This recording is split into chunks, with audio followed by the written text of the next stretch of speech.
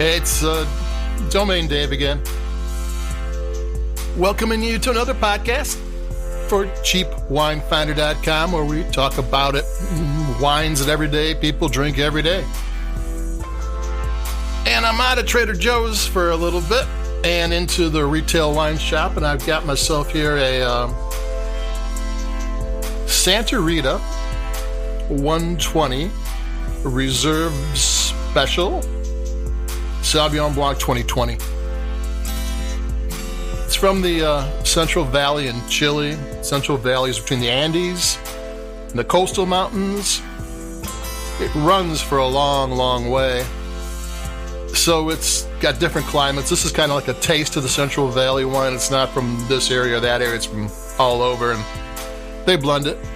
So that's what that is. The 120 brand is I read it's the largest selling export brand from Chile. And this 120 brand, the 120 label has been around for 50 years. So this is tried and true stuff. Gonna take a sip.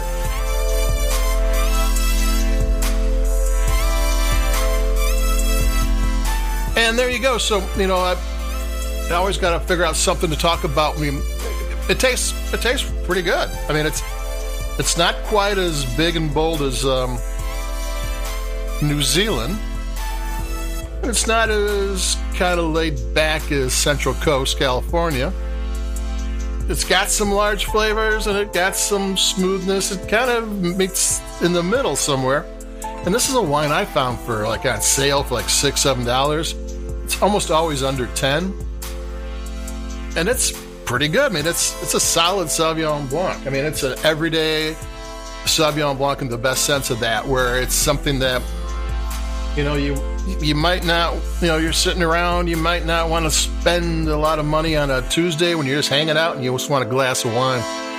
It's got a screw top so you can put it back on. Corks are a commitment. Once you take the cork out, you're kind of going to drink the whole wine. At least that's my point of view.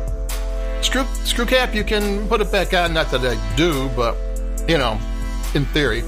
But take another sip. I mean, I think I'm in the mood for Sauvignon Blanc, so. But this is an inexpensive taste of Chile,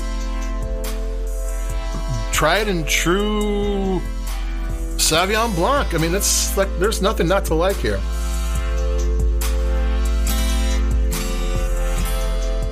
Now, it's 85% Sauvignon Blanc, and what the other 15% is, they don't say. Now, the tasting notes for the 2019 vintage, this is 2020, says it was 98% Sauvignon Blanc, like 2% Semillon.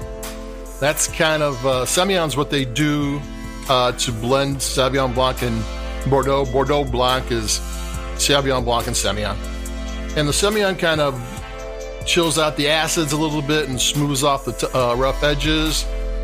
And those wines, the best of those wines, they cellar those things for 30 years. I mean, they have great cellar potential. And then they have the inexpensive stuff too, but Semillon added to Sauvignon Blanc is very French. And here it's 85% Sauvignon Blanc, and they don't tell you what the other 15 is. Which just kind of makes you wonder what happened during the growing season where it went from 98% to 85%. But at a $10 value price wine, I'm not concerned about that, because the winemaker will always figure out something. They'll add a little of this, take away a little of that. They'll make the wine good. You see vintage charts like 2015 Bordeaux is a great year to buy, and don't buy the 2018 or whatever. I made up the 2018 stuff if you're buying Bordeaux. I don't think it's a good year, though. But that only applies to the high-end wine, where the winemakers only can do so much with those wines. You can't play around a little bit. People are expecting it to be a certain way.